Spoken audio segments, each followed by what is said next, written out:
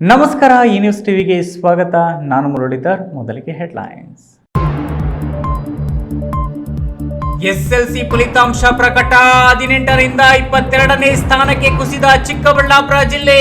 5 ವಿದ್ಯಾರ್ಥಿಗಳು ರಾಜ್ಯದಲ್ಲಿ ದ್ವಿತೀಯ ರ್ಯಾಂಕ್ ನೀಡಿದ ಕೀರ್ತಿ ಜಿಲ್ಲೆಗೆ. ಸರ್ಕಾರಿ ಜಾಗದಲ್ಲಿ ಪುತ್ಥಳಿ ವಿಚಾರ, ಸಮುದಾಯ ಮಧ್ಯೆ ಸಂಘರ್ಷ ಜೋರು. ವಿವಾದ ಶಮನಗೊಳಿಸುವ ನಿಟ್ಟಿನಲ್ಲಿ ಜಿಲ್ಲಾಡಳಿತ ಮುಂದಾಗದಿದ್ದಲ್ಲಿ ಸೌಹಾರ್ದಯುತ ವಾತಾವರಣಕ್ಕೆ ಧಕ್ಕೆ. ಮಹೇಂದ್ರ ಥಾರ್ ಕಾರು ಹಾಗೂ ಬುಲೆಟ್ ನಡುವೆ ಮುಖಾಮುಖಿ ಡಿಕ್ಕಿ. ಬುಲೆಟ್ನಲ್ಲಿದ್ದ 2 ಯುವಕರು ಸ್ಥಳದಲ್ಲೇ ದುರ್ಮರಣ. ಚಿಂತಾಮಣಿ ಕೈವಾರ ರಸ್ತೆ ಮಾರ್ಗ ಮಧ್ಯೆ ಘಟನೆ. ರಾಷ್ಟ್ರೀಯ ಹೆದ್ದಾರಿ 69 ಚತುಷ್ಪಥ ರಸ್ತೆಯಾಗಿ ಮೇಲ್ದರ್ಜೆಗೇರಿಸಲು ಜಿಲ್ಲಾ ಉಸ್ತುವಾರಿ ಸಚಿವರಿಂದ ಸಮಾಲೋಚನಾ ಸಭೆ. ಫ್ಲೈಓವರ್ ನಿರ್ಮಿಸಿ ಸೇತುವೆ ಕೆಳಗೆ ರೈಲು ಸಾಗಾಟಕ್ಕೂ ಪೂರಕವಾಗುವಂತೆ ಪ್ರಸ್ತಾವನೆ.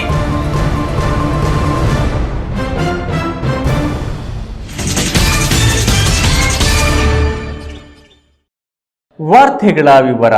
ಎಸ್ಎಲ್ಸಿ ಪರೀಕ್ಷೆ ಫಲಿತಾಂಶ ಹೊರಬಿದ್ದಿದೆ. ಕಳೆದ ಬಾರಿ 18ನೇ ಸ್ಥಾನದಲ್ಲಿದ್ದ ಚಿಕ್ಕಬಳ್ಳಾಪುರ ಜಿಲ್ಲೆ ಈ ಬಾರಿ 22ನೇ ಸ್ಥಾನಕ್ಕೆ ಕುಸಿದಿದೆ. ಆದರೂ ಜಿಲ್ಲೆಯ 5 ವಿದ್ಯಾರ್ಥಿಗಳು ಸೆಕೆಂಡ್ ರ್ಯಾಂಕ್ ಗಳಿಸಿ ರಾಜ್ಯದಲ್ಲಿ ಜಿಲ್ಲೆಯ ಹೆಸರನ್ನು ಉಳಿಸುವಂತೆ ಮಾಡಿದ್ದಾರೆ. ಒಟ್ಟು 14,971 ವಿದ್ಯಾರ್ಥಿಗಳ ಪೈಕಿ 9,462 ವಿದ್ಯಾರ್ಥಿಗಳು ಉತ್ತೀರ್ಣರಾಗಿ ಶೇಕಡಾ 63.20 ಗಳಿಸುವಲ್ಲಿ ಯಶಸ್ವಿಯಾಗಿದ್ದು, ಕಳೆದ ವರ್ಷಕ್ಕಿಂತ ಈ ಬಾರಿ 4 ಸ್ಥಾನ ಕೆಳಕ್ಕೆ ಕುಸಿದಿದೆ.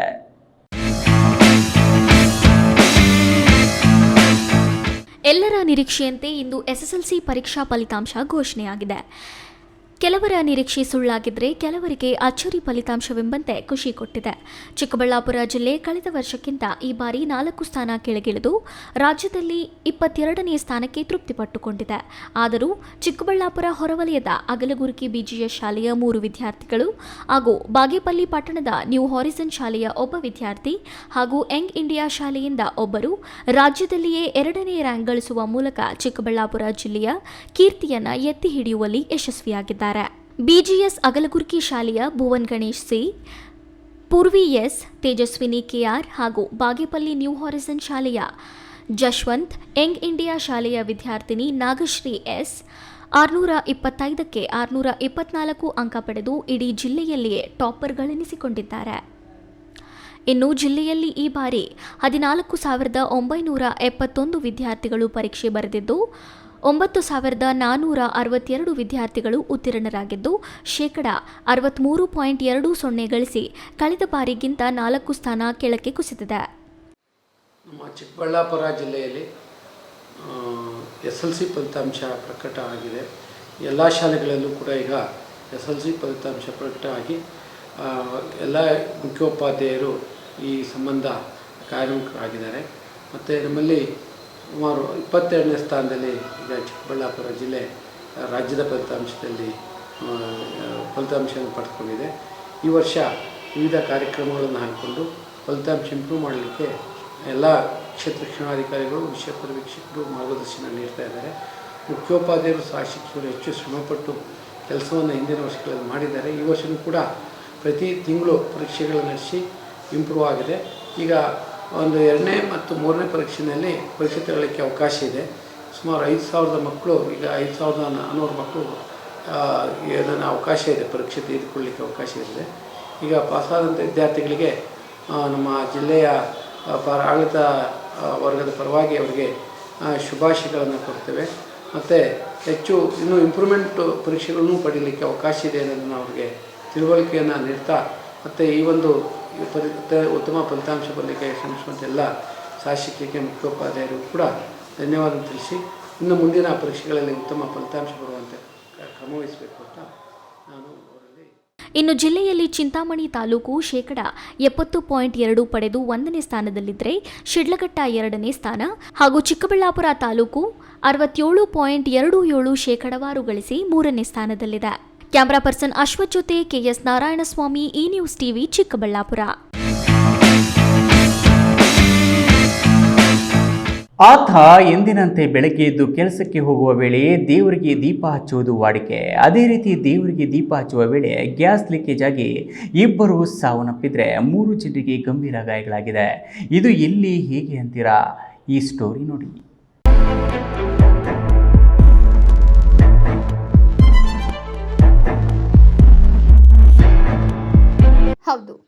ಸಿಸಿಟಿವಿ ದೃಶ್ಯವನ್ನ ಒಮ್ಮೆ ನೋಡಿ. ಮನೆ ಇದ್ದಕ್ಕಿದ್ದ ಹಾಗೆ ಬೆಂಕಿ ಕಾಣಿಸ್ಕೊಂಡಿರೋದು, ಮವೆಯಿಂದ ಸುಟ್ಟ ಬಟ್ಟೆಯಲ್ಲಿ ಈಚೆ ಓಡ್ ಬರ್ತಾ ಇರೋದು, ಮನೆಯಲ್ಲಿ ಆವರಿಸಿದ ಬೆಂಕಿಯನ್ನು ನಂದಿಸಲು ಪರದಾಡ್ತಿರುವ ಜನರು. ಈ ಎಲ್ಲ ದೃಶ್ಯಗಳು ಕಂಡು ಬಂದದ್ದು ಬೆಂಗಳೂರು ಹೊರವಲಯದ ನೆಲಮಂಗಲ ಅಡಕಮಾರನಹಳ್ಳಿಯಲ್ಲಿ. ಗ್ಯಾಸ್ ಲೀಕೇಜ್ನಿಂದ ಮನೆ ಹೊತ್ತಿ ಉರಿದಿದ್ದು ಇಬ್ಬರು ಸಜೀವ ದಹನವಾಗಿರುವಂತಹ ಘಟನೆ ನಡೆದಿದೆ. 50 ವರ್ಷದ ನಾಗರಾಜ್ ಮತ್ತು 50 ವರ್ಷದ ಶ್ರೀನಿವಾಸ್ ಮೃತ ದುರ್ದೈವಿಗಳು. ಅಭಿಷೇಕ್ ಶಿವಶಂಕರ್ ಲಕ್ಷ್ಮೀದೇವಿ ಮತ್ತು ಬಸವನಗೌಡ ಅನ್ನೋರ ಸ್ಥಿತಿ ಚಿಂತಾಜನಕವಾಗಿದೆ. ಬಳ್ಳಾರಿಯ ನಾಗರಾಜ್ ಕುಟುಂಬ ಒಂದು ಮನೆಯಲ್ಲಿ ಬಾಡಿಗೆಗೆ ಇತ್ತು. ಬೆಳಗ್ಗೆ ಕೆಲಸಕ್ಕೆ ತೆರಳುವಾಗ ನಾಗರಾಜ್ ದೇವರ ಮುಂದೆ ದೀಪ ಹಚ್ಚಿದ್ರು. ಈ ವೇಳೆ ಖಾಲಿಯಾಗಿದ್ದ ಸಿಲಿಂಡರ್ ಬದಲಾಯಿಸಲು ಮಗ ಅಭಿಷೇಕ್ ಮುಂದಾಗಿದ್ದ. ಅಜಾಗರೂಕತೆಯಿಂದ ಸಿಲಿಂಡರ್ ಫಿಟ್ ಮಾಡುತ್ತಿದ್ದ ವೇಳೆ ಗ್ಯಾಸ್ ಲೀಕ್ ಆಗಿ ದೀಪದ ಬೆಂಕಿ ತಗುಲಿದೆ. ಬೆಂಕಿಯ ತೀವ್ರತೆಗೆ ನಾಗರಾಜ್ ಹಾಗೂ ಶ್ರೀನಿವಾಸ್ ಮೃತಪಟ್ಟಿದ್ದಾರೆ. ಇನ್ನು ಮೃತಪಟ್ಟ ನಾಗರಾಜ್ ಮೂಲತಃ ಬಳ್ಳಾರಿಯವರು. ನಾಗರಾಜ್ ಕುಟುಂಬ 2 ವರ್ಷದ ಹಿಂದೆ ಬಾಡಿಗೆಗೆ ಬಂದಿದ್ರು. ನಾಗರಾಜ್ ಪತ್ನಿ ಲಕ್ಷ್ಮೀದೇವಿ, ಮಕ್ಕಳಾದ ಬಸನಗೌಡ, ಅಭಿಷೇಕ್ ಗೌಡ ವಾಸವಿದ್ರು. ಮನೆ ಹೊತ್ತಿ ಉರಿದಾಗ ನಾಗರಾಜ್, ಲಕ್ಷ್ಮೀದೇವಿ, ಬಸನಗೌಡ, ಅಭಿಷೇಕ್ ಕೂಡ ಬೆಂಕಿಯಲ್ಲಿ ಸಿಲುಕಿದ್ರು. ಈ ವೇಳೆ ಲಕ್ಷ್ಮೀದೇವಿ, ಬಸವನಗೌಡ ಮನೆಯಿಂದ ಓಡಿ ಬಂದಿದ್ದು ನಾಗರಾಜ್ ಹಾಗೂ ಅಭಿ ಬೆಂಕಿಗೆ ಸಿಲುಕಿ ನರಳಾಡಿದ್ದಾರೆ. ಈ ವೇಳೆ ಪಕ್ಕದ ಮನೆಯಲ್ಲಿದ್ದ ಶ್ರೀನಿವಾಸ್ ಹಾಗೂ ಮನೆ ಮಾಲೀಕ ಶಿವಶಂಕರ್ ಬೆಂಕಿ ಹಾರಿಸಲು ಮುಂದಾಗಿದ್ರು. ಅಭಿಷೇಕ್ನನ್ನ ಉಳಿಸಲು ಶ್ರೀನಿವಾಸ್ ಹೋಗಿದ್ದು, ಇತ್ತ ನಾಗರಾಜರನ್ನ ಉಳಿಸಲು ಹೋಗಿದ್ದ ಶಿವಶಂಕರ್ಗೆ ಬೆಂಕಿ ತಗುಲಿದೆ. ಕೂಡಲೇ ಸ್ಥಳೀಯರು ಬೆಂಕಿ ತಗುಲಿದವರನ್ನ ವಿಕ್ಟೋರಿಯಾ ಆಸ್ಪತ್ರೆಗೆ ರವಾನಿಸಿದ್ದಾರೆ. ಎಲ್ಲ ಅದಾದಮೇಲೆ ನಾನು ಹೋಗಿದ್ದೆ ಸರ್. ಅದು ಆಗಿದ್ದು ಬಂದ್ಬಿಟ್ಟು 28 ಮಾರ್ನಿಂಗು. ಇದು ನಮ್ಮ ಮಾವರ ಕೆಲಸಕ್ಕೆ ಹೋಗೋ ಟೈಮಲ್ಲಿ ಅದು ಇದಾಗಿತ್ತು ಸರ್.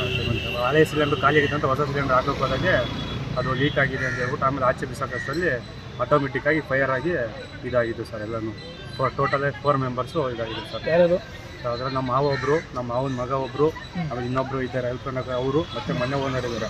ಅವ್ರ ಮನೆ ಓನರ್ ಅವರೂ ಇತ್ತು ಇದಾಗಿದೆ. ಇಬ್ಬರು ಇದಾಗಿದೆ ಸರ್. ಅದರಲ್ಲಿ ಶ್ರೀನಿವಾಸ್ ಅಂತ ಒಬ್ಬರು, ನಾಗರಾಜ ಮತ್ತು ಶಿವಕುಮಾರು ಮತ್ತು ಅಭಿಷೇಕ್ ಗೌಡ ಅಂತ ಸರ್. ರಾಮ್ ಪ್ರಸಾದ್ KR, ಈ ನ್ಯೂಸ್ ಟಿವಿ, ನೆಲಮಂಗಲ.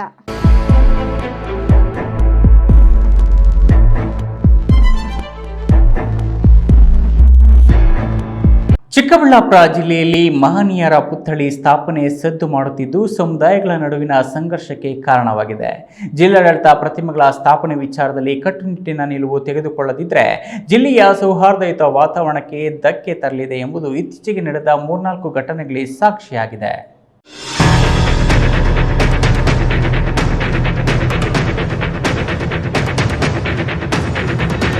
ಸಮಾಜದ ಒಳಿತಿಗೆ ಶ್ರಮಿಸಿದ ಮಹಾನ್ ವ್ಯಕ್ತಿಗಳ ಪ್ರತಿಮೆ ಸ್ಥಾಪನೆ ಮಾಡುವುದು ಸಾಮಾನ್ಯ. ಸಮಾಜದ ಹಿತಕ್ಕಾಗಿ ದುಡಿದ ಮಹಾನ್ ವ್ಯಕ್ತಿಗಳಿಗೆ ಯಾವುದೇ ಜಾತಿ ಧರ್ಮಗಳು ಇರಲಿಲ್ಲ.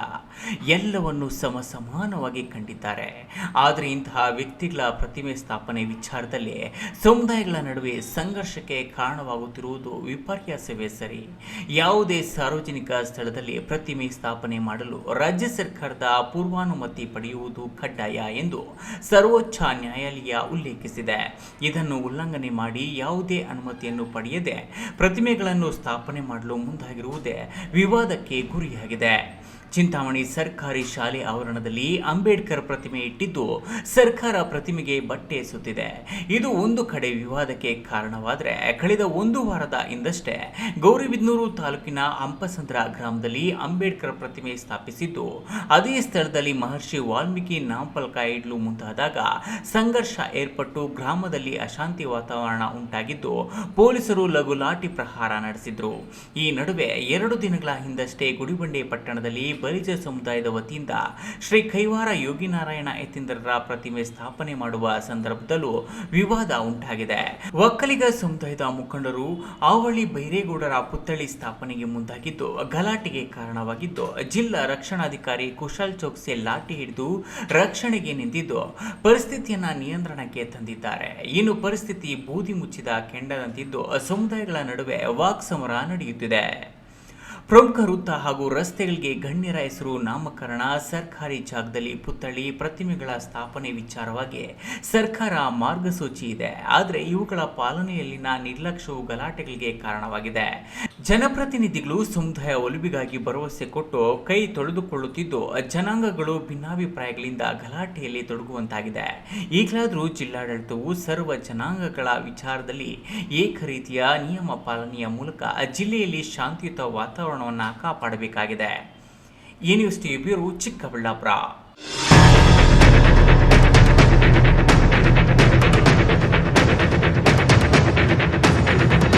ಇದೀಗ ವಿರಾಮದ ನಂತರ ನ್ಯೂಸ್ ಟಿವಿ ಮುಂದುವರಿಯುತ್ತದೆ.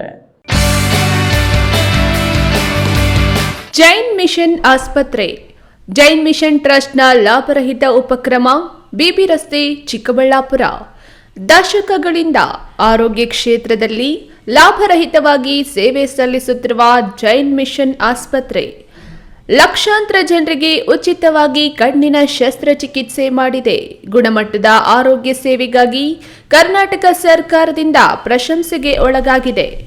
ಈಗ ಚಿಕ್ಕಬಳ್ಳಾಪುರ, ಬೆಂಗಳೂರು ಗ್ರಾಮಾಂತರ, ಕೋಲಾರ ಜಿಲ್ಲೆಯ ಜನರ ಆರೋಗ್ಯ ಸೇವೆಗೆ ನಿರ್ಮಾಣವಾಗಿದೆ ಸುಸಜ್ಜಿತವಾದ 100 ಹಾಸಿಗೆಗಳ ಆಸ್ಪತ್ರೆ. ದಿನದ 24 ಗಂಟೆ ತುರ್ತು ಚಿಕಿತ್ಸೆಯಿಂದ ಹಿಡಿದು ಎಲ್ಲ ಕಾಯಿಲೆಗಳಿಗೂ ಚಿಕಿತ್ಸೆ ಲಭ್ಯ.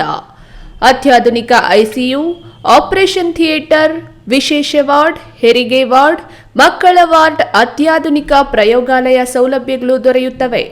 ನಮ್ಮ ಆಸ್ಪತ್ರೆಯಲ್ಲಿ ಫಿಜಿಷಿಯನ್, ಹೃದಯ ತಜ್ಞರು, ಮೂಳೆ ಶಸ್ತ್ರಚಿಕಿತ್ಸೆ, ಸ್ತ್ರೀರೋಗ, ಇಎನ್ಟಿ, ಡಯಾಲಿಸಿಸ್, ಮಕ್ಕಳ ತಜ್ಞರು ಸೇರಿದಂತೆ ಎಲ್ಲಾ ಸೇವೆಗಳು ಜೈನ್ ಮಿಷನ್ ಆಸ್ಪತ್ರೆಯಲ್ಲಿ ಲಭ್ಯ. ಹೈಟೆಕ್ ಆಸ್ಪತ್ರೆ ಸೌಲಭ್ಯ ಕಡಿಮೆ ದರದಲ್ಲಿ ಲಭ್ಯ.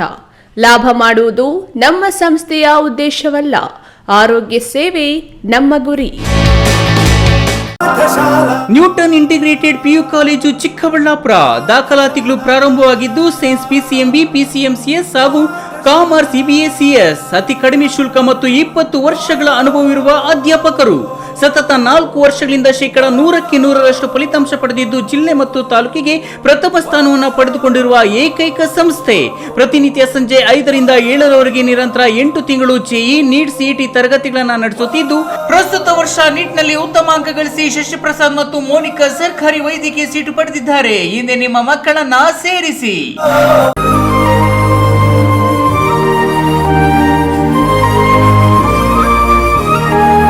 Best PU college. ಗಣಿತಶಾಸ್ತ್ರಜ್ಞ ಡಾಕ್ಟರ್ P. ರಘುನಾಥ್ ರವರ ಸಾರಥ್ಯದಲ್ಲಿ ಕಳೆದ 10 ವರ್ಷಗಳಿಂದ ಚಿಕ್ಕಬಳ್ಳಾಪುರ ಜಿಲ್ಲೆಯಲ್ಲಿ ಪ್ರತಿ ವರ್ಷ PUC, CET, NEET ಹಾಗೂ JEE ಪರೀಕ್ಷೆಗಳಲ್ಲಿ ರಾಜ್ಯ ಮಟ್ಟದಲ್ಲಿ ಉತ್ತಮ ಫಲಿತಾಂಶವನ್ನು ಸಾಧಿಸ್ತಾ ಬಂದಿರುವ ನಮ್ಮ ಜಿಲ್ಲೆಯ number 1 PU college best PU college. SSLCಯಲ್ಲಿ ಅತ್ಯುತ್ತಮ ಅಂಕ ಗಳಿಸಿದ ವಿದ್ಯಾರ್ಥಿಗಳಿಗೆ ವರ್ಷಕ್ಕೆ ಕೇವಲ ₹1 ಶುಲ್ಕದಲ್ಲಿ ದಾಖಲಾತಿ ನೀಡಲಾಗುವುದು.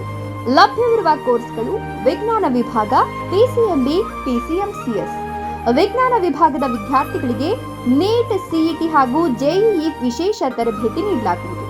ಕಾಮರ್ಸ್ ವಿಭಾಗದಲ್ಲಿ EBACS ಮತ್ತು CA ಫೌಂಡೇಶನ್ ತರಬೇತಿ ನೀಡಲಾಗುವುದು. ಎಂದೇ ದಾಖಲಾತಿಗೆ ಸಂಪರ್ಕಿಸಿ. ಬೆಸ್ಟ್ PU ಕಾಲೇಜ್, CSI ಆಸ್ಪತ್ರೆ ರಸ್ತೆ, ಚಿಕ್ಕಬಳ್ಳಾಪುರ. Mobile number 9845634201, 9535553012. ವಿರಾಮದ ನಂತರ ನ್ಯೂಸ್ ಟಿವಿಗೆ ಸ್ವಾಗತ.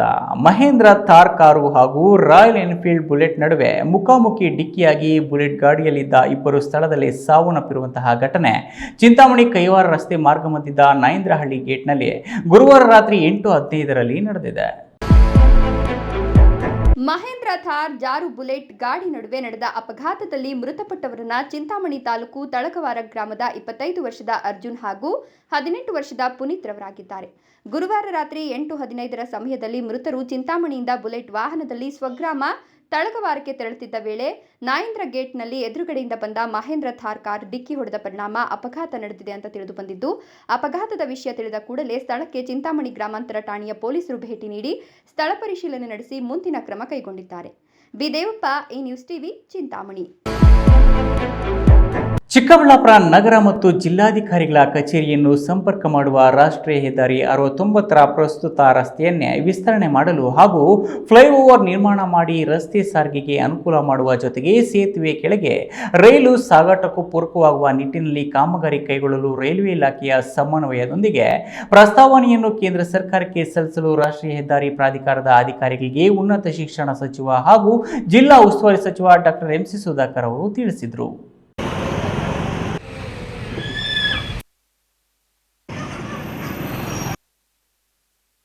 ರಾಷ್ಟ್ರೀಯ ಹೆದ್ದಾರಿ 69ರ ದ್ವಿಪಥ ರಸ್ತೆಯನ್ನು ಚತುಷ್ಪಥ ರಸ್ತೆಯನ್ನಾಗಿ ಅಭಿವೃದ್ಧಿಪಡಿಸುವ ಕಾಮಗಾರಿ ಕೈಗೊಳ್ಳಲು ಪೂರ್ವಭಾವಿ ಸಭೆಯನ್ನು ಶುಕ್ರವಾರ ಚಿಕ್ಕಬಳ್ಳಾಪುರ ಜಿಲ್ಲಾ ಪಂಚಾಯತ್ ಸಭಾಂಗಣದಲ್ಲಿ ಉಸ್ತುವಾರಿ ಸಚಿವ ಡಾಕ್ಟರ್ ಎಂಸಿ ಸುಧಾಕರ್ ಸಾರ್ವಜನಿಕರು ಹಾಗೂ ಅಧಿಕಾರಿಗಳೊಂದಿಗೆ ಸಂವಾದ ನಡೆಸಿದರು.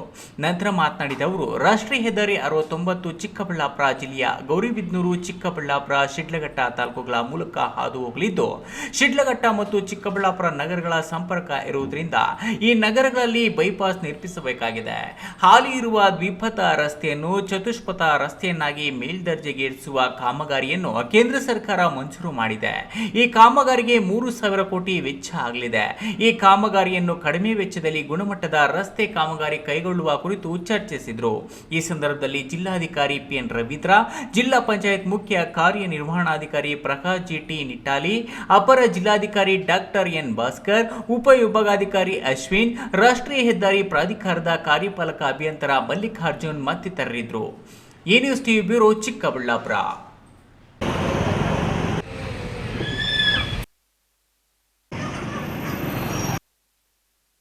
ಮನೆಗಳಿಗೆ ಕನ್ನ ಹಾಕಿ ಮನೆಯಲ್ಲಿದ್ದ ಚಿನ್ನಾಭರಣಗಳು, ಬೆಲೆ ಬಾಳುವ ವಸ್ತುಗಳನ್ನು ಕದ್ದು ಪರಾರಿಯಾಗುತ್ತಿದ್ದ ಖತರ್ನಾಕ್ ಕಳ್ಳನನ್ನು ಬಂಧಿಸಿ 28 ಲಕ್ಷ ಮೌಲ್ಯದ ಚಿನ್ನಾಭರಣಗಳನ್ನು ವಶಪಡಿಸಿಕೊಳ್ಳುವಲ್ಲಿ ಬಾಗೇಪಲ್ಲಿ ಠಾಣೆ ಪೊಲೀಸರು ಯಶಸ್ವಿಯಾಗಿದ್ದಾರೆ.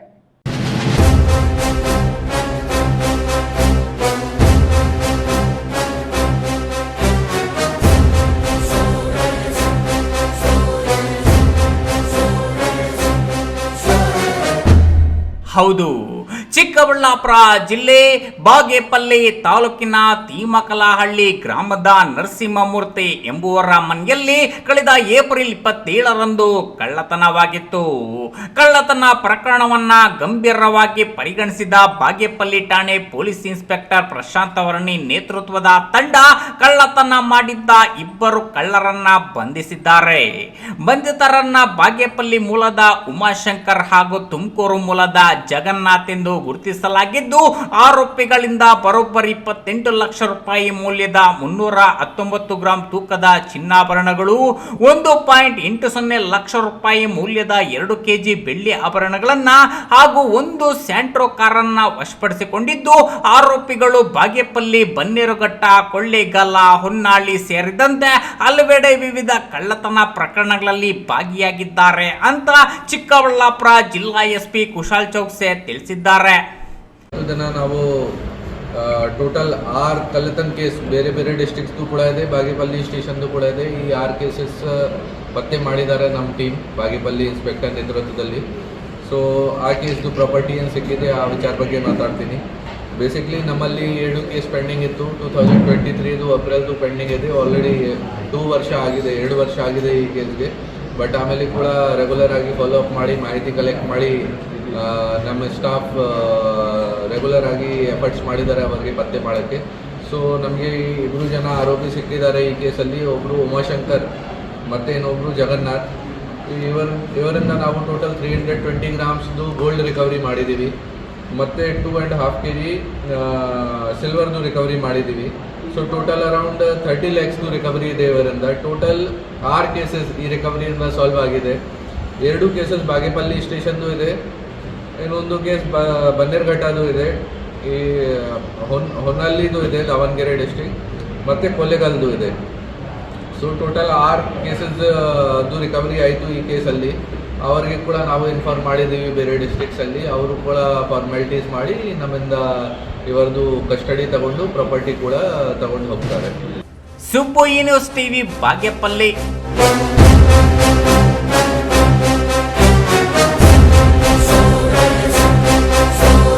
ಮಂಗಳೂರಿನ ಹಿಂದೂ ಕಾರ್ಯಕರ್ತ ಸುಹಾಸ್ ಶೆಟ್ಟಿ ಕೊಲೆ ಖಂಡಿಸಿ ಕೋಲಾರ ನಗರದ ಡೋಮ್ರೇಟ್ ವೃತ್ತದಲ್ಲಿ ಬಿಜೆಪಿ ಹಾಗೂ ಹಿಂದೂಪರ ಸಂಘಟನೆ ಮುಖಂಡರು ಮಾನವ ಸರಪಳಿಯನ್ನು ನಿರ್ಮಿಸಿ ಕೆಲ ಕಾಲ ರಸ್ತೆ ಬಂದ್ ಮಾಡಿ ಟೈರ್ಗೆ ಬೆಂಕಿ ಹಚ್ಚಿ ಮುಖ್ಯಮಂತ್ರಿ ಸಿದ್ದರಾಮಯ್ಯರವರ ರಾಜೀನಾಮೆಗೆ ಒತ್ತಾಯಿಸಿದರು.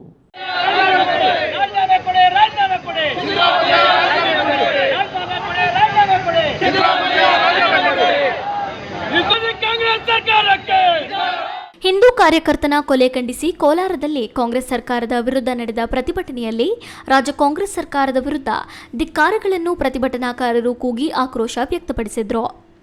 ರಾಜ್ಯ ಕಾಂಗ್ರೆಸ್ ಸರ್ಕಾರ ಬಂದ ಮೇಲೆ ಸಾಕಷ್ಟು ಹಿಂದೂ ಹೋರಾಟಗಾರರ ಕೊಲೆಗಳಿಗೆ ರಾಜ್ಯದ ಜನತೆ ತಕ್ಕ ಪಾಠವನ್ನು ಮಾಡಿದ್ರು. ಕಳೆದ 2 ವರ್ಷಗಳಿಂದ ಹಿಂದೂ ಕಾರ್ಯಕರ್ತರನ್ನ ಗುರಿಯಾಗಿಸಿಕೊಂಡು ಜಿಹಾದಿ ಮುಸ್ಲಿಂ ಯುವಕರನ್ನ ಬಳಸಿಕೊಂಡು ಕೊಲೆಗಳು ನಡೆಯುತ್ತಿದ್ದು, ನಾವು ಕರ್ನಾಟಕ ರಾಜ್ಯದಲ್ಲಿದ್ದೀವಾ ಅಥವಾ ಪಾಕಿಸ್ತಾನ ದೇಶದಲ್ಲಿದ್ದೀವಾ ಎಂದು ತಿಳಿಯುತ್ತಿಲ್ಲ ಎಂದು ದೂರಿದ ಬಿಜೆಪಿ ಜಿಲ್ಲಾಧ್ಯಕ್ಷ ಓಂ ಶಕ್ತಿ ಚಲಪತಿ, ರಾಜ್ಯದಲ್ಲಿ ಬೆಳಗಾದ್ರೆ ಹಿಂದೂ ಯುವಕರ ಕೊಲೆ ರಾಜ್ಯ ಕಾಂಗ್ರೆಸ್ ಸರ್ಕಾರದಲ್ಲಿ ಸರ್ವೇ ಸಾಮಾನ್ಯವಾಗಿದೆ ಎಂದು ಅಸಮಾಧಾನ ವ್ಯಕ್ತಪಡಿಸಿದರು. ಜಿಹಾದಿ ಕಾಂಗ್ರೆಸ್ ಸರ್ಕಾರದಲ್ಲಿ ಸಾಮಾನ್ಯ ಜನರಿಗೆ ಹಾಗೂ ಹಿಂದೂ ಕಾರ್ಯಕರ್ತರಿಗೆ ಯಾವುದೇ ರಕ್ಷಣೆ ಇಲ್ಲವಾಗಿದ್ದು, ಎಷ್ಟೇ ಕೊಲೆಗಳು ಆದರೂ ಸಹ ಮುಖ್ಯಮಂತ್ರಿ ಸಿದ್ದರಾಮಯ್ಯ ಅವರು ಮುಸ್ಲಿಮರನ್ನ ಓಲೈಕೆ ಮಾಡಿಕೊಂಡು ಅಸ್ತ್ರ ನೀಡಿ ಹಿಂದೂಗಳ ಕೊಲೆಗಳನ್ನು ಮಾಡಿಸುತ್ತಿದ್ದಾರೆ. ರಾಜ್ಯದ ಭದ್ರತಾ ವೈಫಲ್ಯ, ಪೊಲೀಸ್ ವೈಫಲ್ಯ, ಸರ್ಕಾರದ ವೈಫಲ್ಯವನ್ನ ಖಂಡಿಸಲಾಗುತ್ತಿದೆ. ಮಂಗಳೂರಿನ ಹಿಂದೂ ಯುವಕ ಸುಹಾಸ್ ಶೆಟ್ಟಿ ಕೊಲೆಯ ಕೃತ್ಯದ ಬಗ್ಗೆ ಒಂದೇ ಒಂದು ಹೇಳಿಕೆಯನ್ನು ನೀಡಿಲ್ಲ. ಬಂಧಿಸುವ ಕೆಲಸವೂ ಸಹ ಆಗಿಲ್ಲ.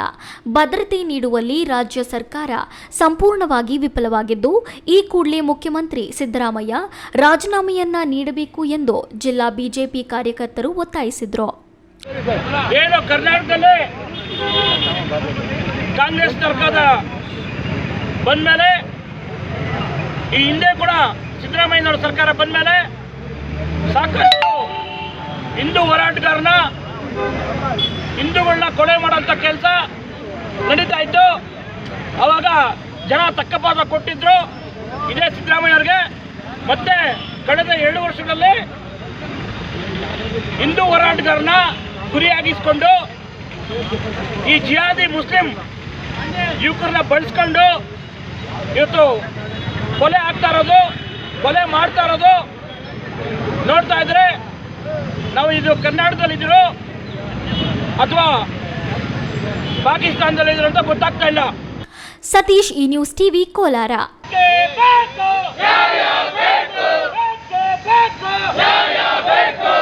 ಇಂದು SLC ಫಲಿತಾಂಶ ಪ್ರಕಟವಾಗಿದ್ದು, ಚಿಕ್ಕಬಳ್ಳಾಪುರ ಪ್ರತಿಷ್ಠಿತ ಶಾಲೆಗಳಲ್ಲಿ ಒಂದಾದ ನ್ಯೂಟನ್ ಗ್ರಾಮರ್ ಶಾಲೆಗೆ 100ರಷ್ಟು ಫಲಿತಾಂಶ ಬಂದಿದೆ. ಪರೀಕ್ಷೆ ಬರೆದ 91 ವಿದ್ಯಾರ್ಥಿಗಳು ಉತ್ತಮ ಅಂಕಗಳೊಂದಿಗೆ ಉತ್ತೀರ್ಣರಾಗಿದ್ದು, ಶಾಲೆಯ 6 ವಿದ್ಯಾರ್ಥಿಗಳು 600ಕ್ಕೂ ಹೆಚ್ಚು ಅಂಕ ಪಡೆದು ಶಾಲೆಗೆ ಕೀರ್ತಿ ತಂದಿದ್ದಾರೆ.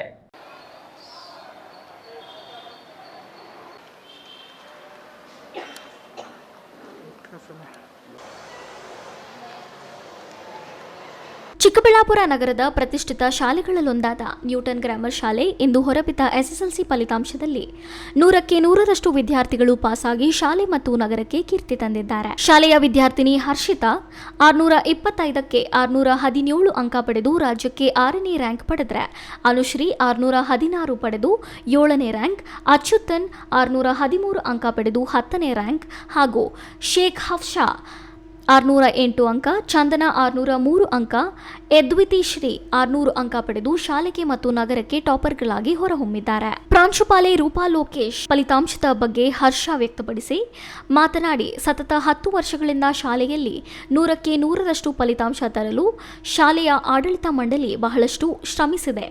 ಪರೀಕ್ಷೆ ಎದುರಿಸಲು ಮಕ್ಕಳಿಗೆ ಸ್ಫೂರ್ತಿ ತುಂಬುವ ಕೆಲಸದ ಜೊತೆಗೆ ಪರೀಕ್ಷೆಗೆ ಪೂರ್ವ ಮಕ್ಕಳ ಮೇಲೆ ವಿಶೇಷ ನಿಗಾ ವಹಿಸಿ ಪರೀಕ್ಷೆಗಳನ್ನು ಕೂಡ ನಡೆಸಲಾಗುತ್ತಿತ್ತು. ಅದರ ಫಲವಾಗಿ ಇಂದು ಶಾಲೆಗೆ 100ಕ್ಕೆ 100ರಷ್ಟು ಫಲಿತಾಂಶ ಬಂದಿದೆ ಎಂದು ಹರ್ಷ ವ್ಯಕ್ತಪಡಿಸಿ, ಮುಂದಿನ ವರ್ಷ ರಾಜ್ಯಕ್ಕೆ ನಮ್ಮ ಶಾಲೆ ಮೊದಲನೇ ಸ್ಥಾನ ಪಡೆಯಲು ಶ್ರಮಿಸಲಾಗುವುದು ಎಂದರು. ಸರ್, 2024-25ನೇ ಸಾಲಿನಲ್ಲಿ ನಮ್ಮ ಶಾಲೆ 100% ಫಲಿತಾಂಶ ಪಡೆದಿದೆ ಸರ್. ಸತತ 10 ವರ್ಷಗಳಿಂದ ನಮ್ಮ ಶಾಲೆ 100% ಫಲಿತಾಂಶ ಪಡ್ಕೊಂಡು ಬಂದಿದೆ. ಇದರ ಉದ್ದೇಶ ಏನು ಅಂದರೆ, ಶಾಲೆಯಲ್ಲಿ ಮಕ್ಕಳಿಗೆ ನಾವು ಉತ್ತಮವಾದ ರೀತಿಯಲ್ಲಿ ಟ್ರೈನಿಂಗನ್ನು ಕೊಡ್ತೀವಿ, ಸಿಲೆಬಸ್ಸನ್ನು ಕಂಪ್ಲೀಟ್ ಮಾಡಿ ಟೆಕ್ಸ್ಟ್ ಬುಕ್ ಎಂಟೈರನ್ನು ಓದಿಸ್ತೀವಿ, ಮತ್ತು ಸ್ಲೋ ಇರೋ ಮಕ್ಕಳಿಗೆ ಪ್ಯಾಕೇಜಸ್ ಅಂತ ಮಾಡಿ ಆ ಪ್ಯಾಕೇಜನ್ನು ಓದಕ್ಕೆ ಕೊಡ್ತೀವಿ.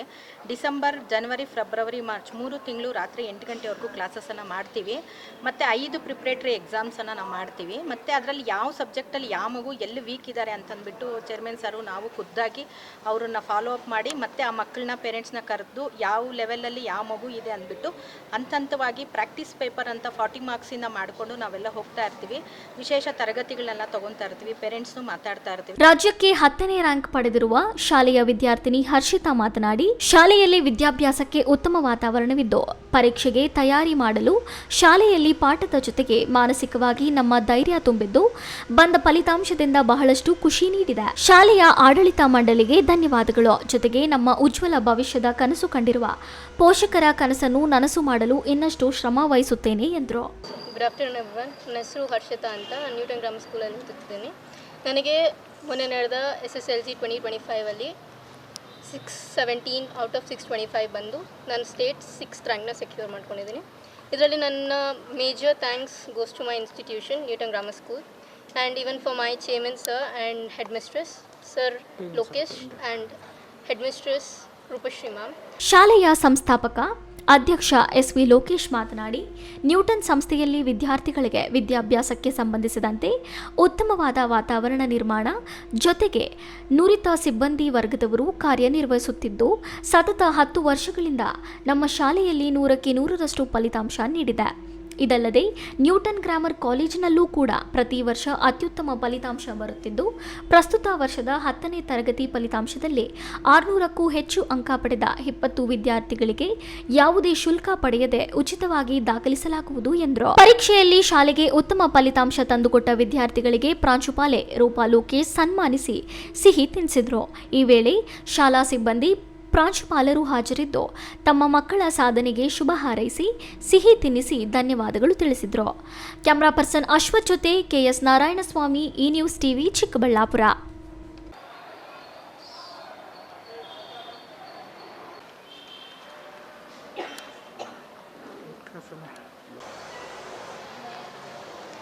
ಭಾರತ ಶಾಂತಿದೂತ ರಾಷ್ಟ್ರ. ನಾವ್ಯಾರು ಸಂಘರ್ಷಕ್ಕೆ ಹೋಗೋದಿಲ್ಲ. ನಮ್ಮ ಮನೆಯ ತಾಯಿ, ತಂಗಿ, ಸಹೋದರಿ ಮೇಲೆ ಹಲ್ಲೆ ಮಾಡಿದರೆ ಶಾಂತಿಯಿಂದ ಮಾತನಾಡಲು ಸಾಧ್ಯವಿಲ್ಲ. ಶಾಂತಿ ಬಿಟ್ಟು ನಾವು ಅಸ್ತ್ರಪ್ರಯೋಗ ಮಾಡಬೇಕಿದೆ ಎಂದು ಭವ್ಯ ಸಮುದಾಯದ ಜಗದ್ಗುರು ಶ್ರೀ ಇಮ್ಮಡಿ ಸಿದ್ದೇಶ್ವರ ಸ್ವಾಮೀಜಿಗಳು ಆಗ್ರಹಿಸಿದರು. ನಮ್ಮ ಮನೆಯ ತಾಯಿ, ತಂಗಿ, ಸಹೋದರಿ, ಸೊಸೆ, ತಾಯಿ ಯಾರಿಗಾದ್ರೂ ಹಲ್ಲೆ ಮಾಡಿದ್ರೆ ಶಾಂತಿಯಿಂದ ನಾವು ಕೇವಲ ಮಾತಾಡಲಿಕ್ಕೆ ಸಾಧ್ಯವಾಗಲ್ಲ. ಪಹಲ್ಗಾಮ್ನಲ್ಲಿ ಉಗ್ರರ ದಾಳಿ ಖಂಡಿಸಿ ಕೋಲಾರದಲ್ಲಿ ಏರ್ಪಡಿಸಿದ್ದ ಸುದ್ದಿಗೋಷ್ಠಿಯಲ್ಲಿ ಭೋವಿ ಸಮುದಾಯದ ಜಗದ್ಗುರು ಶ್ರೀ ಇಮ್ಮಡಿ ಸಿದ್ದರಾಮೇಶ್ವರ ಸ್ವಾಮೀಜಿ ಮಾತನಾಡಿ, ನಿಮ್ಮ ಮನೆಗೆ ಭಯೋತ್ಪಾದಕರು ಬಂದರೆ ನೀವು ಶಾಂತಿ ಬೋಧಿಸುತ್ತೀರಾ? ನೀವು ಬೋಧಿಸುತ್ತೀರಾ ಅಂದರೆ ನಾನು ಖಂಡಿತ ಬೋಧಿಸುತ್ತೇನೆ. ನೀವು ಅದೇ ಮಾಡ್ತೀರಾ ಅಂದರೆ ನಾವು ಅದೇ ಮಾಡ್ತೀವಿ. ನಿಮ್ಮ ವೈಯಕ್ತಿಕ ಅಭಿಪ್ರಾಯವೇ ನನ್ನ ಅಭಿಪ್ರಾಯ, ನನ್ನ ಅಭಿಪ್ರಾಯವೇ ದೇಶದ ಅಭಿಪ್ರಾಯ. ನಮ್ಮ ಮನೆಯ ಬಾಯಿಲ್ಗೆ ಬುಡಕ್ಕೆ ಬಂದಾಗ ವಿಚಾರ ಮಾಡಿ ಎಂದು CM ಸಿದ್ದರಾಮಯ್ಯ ಹೇಳಿಕೆಗೆ ಸ್ವಾಮೀಜಿ ಟಾಂಗ್ ಕೊಟ್ಟರು. ಧರ್ಮೋ ರಕ್ಷತಿ ರಕ್ಷಿತಃ, ಧರ್ಮ ರಕ್ಷಣೆ ಮಾಡಬೇಕು. 12ನೇ ಶತಮಾನದಲ್ಲಿ ಶರಣರ ವಚನಗಳ ಮೇಲೆ ಹೋರಾಟ ಪ್ರಾರಂಭವಾಗಿತ್ತು. ಈಗ ಧರ್ಮ ರಕ್ಷಣೆಗೆ ನಾವು ಕ್ರಾಂತಿ ಮಾಡಬೇಕಾಗಿದೆ. ಭಯೋತ್ಪಾದಕರಿಗೆ ಬುದ್ಧಿ ಕಳಿಸೋಕೆ ಯುದ್ಧವೇ ಆಗಿದ್ರೆ ಭಾರತ ಶಾಂತಿಗೂ ಕ್ರಾಂತಿಗೂ ಬದ್ಧ ಅಂತ ತೋರಿಸಬೇಕಿದೆ. ಗಡಿಯಲ್ಲಿರುವ ಭಯೋತ್ಪಾದನೆ ನಾಡಿನ ಮಧ್ಯಕ್ಕೆ ಬರಬಾರ್ದು. ಚಡಿ ಏಟು ಬೀಸಲು ಸಿದ್ಧರಾಗೋಣ ಎಂದರು. ಭಾರತ ರಾಷ್ಟ್ರ ಶಾಂತಿದೂತ ರಾಷ್ಟ್ರ ಅಂತ ಹೇಳ್ತಾರೆ. ಅವರು ಎಲ್ಲರೂ ಕೂಡ ಶಾಂತಿ ಪ್ರಿಯರೇ. ನಾವ್ಯಾರು ಸಂಘರ್ಷಕ್ಕೆ, ಗಲಾಟೆಗೆ ನಾವು ಈಡಾಗೋದಿಲ್ಲ. ನಮ್ಮಲ್ಲಿ ಒಂದು ಮಾತಿದೆ, ಧರ್ಮೋ ರಕ್ಷತಿ ರಕ್ಷಿತ ಅಂತ ಹೇಳಿ. ಧರ್ಮವನ್ನು ರಕ್ಷಣೆಯನ್ನು ಮಾಡಿಕೊಳ್ಳುವ ಸಂದರ್ಭದಲ್ಲಿ ಧರ್ಮವನ್ನು ರಕ್ಷಣೆ ಮಾಡಬೇಕಂದ್ರೆ 12ನೇ ಶತಮಾನದಲ್ಲಿ ಶರಣರ ವಚನಗಳ ಮೇಲೆ, ಶರಣರ ವಿಚಾರಗಳ ಮೇಲೆ ಯಾವಾಗ ಹೋರಾಟ ಅಥವಾ ಸಂಘರ್ಷ ಪ್ರಾರಂಭ ಆಯಿತು, ದೈವಿ ಧರ್ಮದ ಮೂಲವಯ್ಯ ಎನ್ನುವಂತಹ ಶರಣರು ಕೂಡ ಕೈಯಲ್ಲಿ ಖಡ್ಗವನ್ನು ಹಿಡಿದು ಗಣಾಚಾರವನ್ನು ಪ್ರತ್ಯೇಕಿಸಿ ಈ ಮೂಲಕವಾಗಿ 900 ವರ್ಷಗಳು ಕಳೆದ ಮೇಲೆ ಕೂಡ ವಚನ ಸಾಹಿತ್ಯ ಉಳಿದಿದೆ. ಅರ್ಥಾತ್ ಧರ್ಮವನ್ನು ರಕ್ಷಣೆ ಮಾಡಬೇಕು ಅಂತ ಸಂದರ್ಭದಲ್ಲಿ ನಾವು ಕ್ರಾಂತಿಯನ್ನು ಕೂಡ ಮಾಡಬೇಕಾಗುತ್ತೆ. ಹಾಗೆ ಶಾಂತಿ ದೂತರು ಅಂತೇಳಿ ನಮ್ಮ ಮನೆಯ ತಾಯಿ, ತಂಗಿ, ಸಹೋದರಿ, ಸೊಸೆ, ತಾಯಿ ಯಾರಿಗಾದ್ರೂ ಹಲ್ಲೆ ಮಾಡಿದರೆ ಶಾಂತಿಯಿಂದ ನಾವು ಕೇವಲ ಮಾತಾಡಲಿಕ್ಕೆ ಸಾಧ್ಯವಾಗಲ್ಲ. ಆ ಸಂದರ್ಭದಲ್ಲಿ ನಾವು ಕೂಡ ಅಸ್ತ್ರಪ್ರಯೋಗವನ್ನು ಮಾಡಬೇಕಾಗುತ್ತೆ. ಇಂತಹ ಸಂದರ್ಭದಲ್ಲಿ ಭಯೋತ್ಪಾದಕರಿಗೆ ಬುದ್ಧಿ ಕಲಿಸುವಂಥ ಅನಿವಾರ್ಯತೆ ಯುದ್ಧನೇ ಆಗಿದ್ದರೆ ಪರಿಣಾಮ ಪ್ರತಿಯೊಬ್ಬರು ನಾವು ಹೊತ್ಕೊಳ್ಳೋಣ. ಅಂಥ ಸಂದರ್ಭಕ್ಕೆ ನಾವೆಲ್ಲರೂ ಕೂಡ ಅಡಿಯಾಗೋಣ. ಭಯೋತ್ಪಾದನೆ ನಿಲ್ಲಬೇಕು. ಜಗತ್ತಿಗೆ ನಾವು ಶಾಂತಿಗೂ ಕ್ರಾಂತಿಗೂ ಎರಡಕ್ಕೂ ಸತೀಶ್, ನ್ಯೂಸ್ ಟಿವಿ, ಕೋಲಾರ. ಗುಡಿಬಂಡೆ ತಾಲೂಕಿನ ಸೋಮಿನಹಳ್ಳಿ ಗ್ರಾಮದಲ್ಲಿರುವ ಐತಿಹಾಸಿಕ ಕ್ಷೇತ್ರ ಶ್ರೀ ಲಕ್ಷ್ಮೀ ವೆಂಕಟರಮಣ ದೇವಾಲಯ ಬ್ರಹ್ಮ ರಥೋತ್ಸವವು ಶುಕ್ರವಾರ ವಿಜೃಂಭಣೆಯಿಂದ ನೆರವೇರಿತು. ರಥೋತ್ಸವದ ಅಂಗವಾಗಿ ಲಕ್ಷ್ಮೀ ವೆಂಕಟರಮಣ ಸ್ವಾಮಿಗೆ ವಿವಿಧ ಹೋಮ ಹವನ ವಿಶೇಷವಾದ ಪೂಜೆಯನ್ನು ಸಲ್ಲಿಸಿದರು.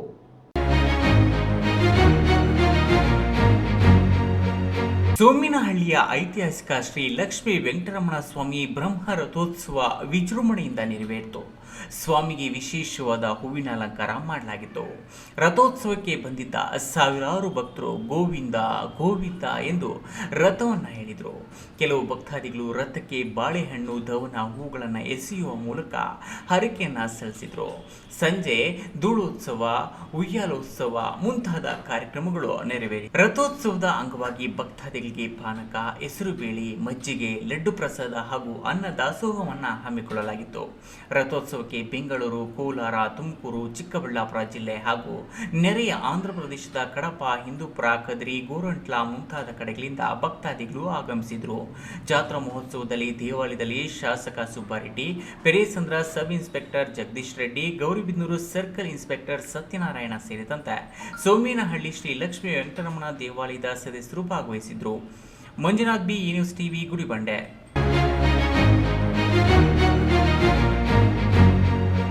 ಅತ್ಯಂತ ಚರ್ಚೆಯಲ್ಲಿರುವ ಪೆಹಲ್ಗಾಮ್ ಇನ್ಸಿಡೆಂಟ್ಗೆ ಸಂಬಂಧಿಸಿದಂತೆ ಯಾವುದೇ ಒಂದು ದೇಶದ ಮೇಲೆ ಯುದ್ಧ ಮಾಡುವುದೆಂದರೆ ಮೊದಲಿಗೆ ಪೂರ್ವ ಸಿದ್ಧತೆಯನ್ನು ಮಾಡಿಕೊಳ್ಳಬೇಕಾಗುತ್ತದೆ ಎಂದು ಯಲಹಂಕ ವಿಧಾನಸಭಾ ಕ್ಷೇತ್ರದ ಶಾಸಕ ವಿಶ್ವನಾಥ್ ಹೇಳಿದರು.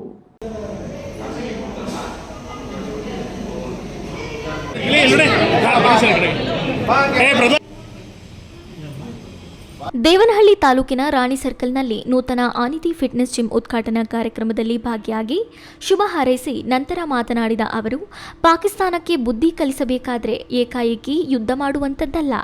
ಎಲ್ಲ ಬಲಗಳನ್ನು ಮೊದಲು ಗುರುತಿಸಿಕೊಳ್ಳಬೇಕು. ಯುದ್ಧದಲ್ಲಿ ಕೇವಲ ಸೈನಿಕರು ಸಾಯುವುದಲ್ಲ, ಆರ್ಥಿಕವಾಗಿಯೂ ಕೂಡ ಹೊರೆಯಾಗುತ್ತದೆ. ಪ್ರಪಂಚದ ಇತರೆ ದೇಶಗಳ ಬೆಂಬಲವನ್ನು ಸಹ ತೆಗೆದುಕೊಳ್ಳಬೇಕಾಗುತ್ತದೆ. ಶಾಂತಿಪರವಾಗಿರುವ ದೇಶ ಭಾರತವಾಗಿದೆ. ಯುದ್ಧ ಘೋಷಣೆ ಮಾಡಬೇಕಾದರೆ ಏಕೆ ಯುದ್ಧವನ್ನು ಮಾಡುತ್ತಿದ್ದೇವೆ ಮತ್ತು ಭಯೋತ್ಪಾದನೆ ನಿರ್ಮೂಲನೆ ಮಾಡುತ್ತಿದ್ದೇವೆ ಎಂಬುದನ್ನು ಮನದಟ್ಟು ಮಾಡಿಕೊಳ್ಳಬೇಕಾಗುತ್ತದೆ. ಆ ಕೆಲಸವನ್ನು ಯಶಸ್ವಿಯಾಗಿ ಕೇಂದ್ರ ಸರ್ಕಾರ ಮಾಡಿದೆ. ಗಡಿಯಲ್ಲಿ ಈಗಾಗಲೇ ಎಲ್ಲ ಸಿದ್ಧತೆಗಳನ್ನು ಮಾಡಿಕೊಂಡಿದೆ. ಶೀಘ್ರದಲ್ಲಿಯೇ ಪಾಕಿಸ್ತಾನ ಮುಟ್ಟಿ ನೋಡಿಕೊಳ್ಳುವಂತೆ ಭಾರತ ಟಕ್ಕರ್ ಕೊಡಲಿದೆ ಎಂದು ಹೇಳಿದರು. ಸೂಕ್ಷ್ಮವಾದಂಥ ವಿಚಾರ, ಇದನ್ನು ನಾನು ವಿಶ್ಲೇಷಣೆ ಮಾಡ್ತಕ್ಕಂಥ ದೊಡ್ಡವನಲ್ಲ. ಯಾಕಂದರೆ ಒಂದು ದೇಶದ ಮೇಲೆ ಯುದ್ಧವನ್ನು ಮಾಡಬೇಕು ಅಂತಂದರೆ ಅದಕ್ಕೆ ಪೂರ್ವ ಸಿದ್ಧತೆಗಳು ಭಾಳ ಮಾಡ್ಕೊಳ್ಬೇಕಾಗ್ತದೆ. ಯಾಕಂದರೆ ಒಂದು ಸರಿ ಅವ್ರಿಗೆ ಬುದ್ಧಿಯನ್ನು ಕಲಿಸ್ಬೇಕು ಅಂತಂದರೆ ಏಕಾಏಕಿ ಯುದ್ಧ ಮಾಡ್ತಕ್ಕಂಥದ್ದಲ್ಲ, ಅದಕ್ಕೆಲ್ಲ ಬಲಗಳನ್ನು ಕೂಡ ಒಗ್ಗೂಡಿಸ್ಕೊಳ್ಬೇಕು. ಅವರ ಬಲ ಏನಿದೆ ಅಂತಕ್ಕಂಥದ್ದು, ಅದರ ಜೊತೆಯಲ್ಲಿ ಕೇವಲ ಯುದ್ಧದಲ್ಲಿ ಕೇವಲ ಸೈನಿಕರು ಸಾಯೋದಲ್ಲ, ಆರ್ಥಿಕವಾಗಿ ಕೂಡ ನಮಗೆಲ್ಲ ಹೊರೆ ಆಗ್ತದೆ. ಇವೆಲ್ಲದರ ಜೊತೆಯಲ್ಲಿ ಪ್ರಪಂಚದ ಬೇರೆ ಬೇರೆ ದೇಶಗಳ ಬೆಂಬಲವನ್ನು ಕೂಡ ತಗೊಳ್ಬೇಕಾಗ್ತದೆ. ಯಾಕಂದರೆ ನಾಳೆ ನಾವೆಲ್ಲ ಶಾಂತಿ ಪರವಾಗಿರ್ತಕ್ಕಂಥ ದೇಶ. ಇವತ್ತು ನಾವು ಯುದ್ಧವನ್ನು ಘೋಷಣೆ ಮಾಡಬೇಕಾದ್ರೆ ಬೇರೆ ದೇಶದವ್ರಿಗೂ ಯಾಕೆ ನಾವು ಯುದ್ಧ ಮಾಡ್ತಾಯಿದ್ದೀವಿ, ಭಯೋತ್ಪಾದನೆ ವಿರುದ್ಧವಾಗಿ ನಾವು ಹೋರಾಟ ಮಾಡ್ತಾಯಿದ್ದೀವಿ ಅನ್ನೋದನ್ನು ಅವ್ರನ್ನ ಮನವರಿಕೆ ಮಾಡಬೇಕು. ಕನ್ನಡ ಖ್ಯಾತ ಚಲನಚಿತ್ರ ನಟ ದುನಿಯಾ ವಿಜಯ್ ಮಾತನಾಡಿ, ಕೋವಿಡ್ ನಂತರ ಎಲ್ಲರೂ ಫಿಟ್ನೆಸ್ ಕಡೆ ಗಮನ ಹರಿಸಬೇಕು. ಚಿಕ್ಕ ಚಿಕ್ಕ ವಯಸ್ಸಿಗೆ ಕಾರಣವಿಲ್ಲದೆ ಸಾವನ್ನಪ್ಪುತ್ತಾರೆ. ಎಲ್ಲರೂ ಆರೋಗ್ಯಕರವಾಗಿ ಬದುಕು ನಡೆಸಬೇಕು. ಅತ್ಯಂತ ವೈಜ್ಞಾನಿಕ ಮತ್ತು ಅತ್ಯಾಧುನಿಕ ಸಾಮಗ್ರಿಗಳನ್ನಿಟ್ಟುಕೊಂಡು ಈ ಫಿಟ್ನೆಸ್ ಜಿಮ್ ಅನ್ನು ಪ್ರಾರಂಭಿಸಿರುವುದು ಶ್ಲಾಘನೀಯ.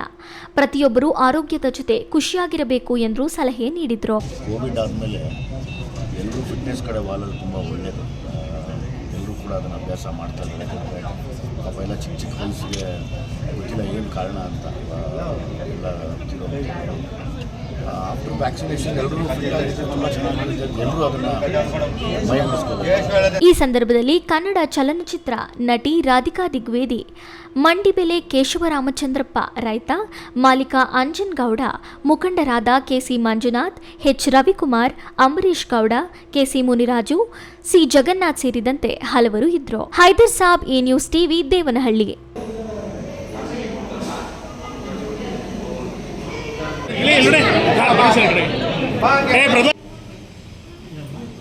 ಗುಡಿಬಂಡೆಯಲ್ಲಿ ಕಳೆದ ಏಪ್ರಿಲ್ 30ರಂದು ಕೈವಾರದ ತಾತಯ್ಯನವರ ಪುತ್ಥಳಿ ಸ್ಥಾಪನೆ ಕುರಿತು ನಡೆದ ಮಾತಿನ ಚಕಮಕಿಯಲ್ಲಿ ಕೆಂಪೇಗೌಡರಿಗೆ ಅಪಮಾನ ಮಾಡಲಾಗಿದೆ ಎಂದು ಒಕ್ಕಲಿಗರ ಸಂಘ ಆರೋಪಿಸಿದೆ. ಅಲ್ಲದೆ ಕೆಂಪೇಗೌಡರ ಪ್ರತಿಮೆಗೆ ಚಪ್ಪಲಿ ಹಾರ ಹಾಕುವುದಾಗಿ ಕಿಡಿಗೇಡಿಯೊಬ್ಬ ಹೇಳಿದ್ದಾನೆ ಎಂದು ಆರೋಪಿಸಿರುವ ಮುಖಂಡರು ಕೂಡಲೇ ಕ್ಷಮೆ ಯಾಚಿಸುವಂತೆ ಒತ್ತಾಯಿಸಿದ್ದಾರೆ.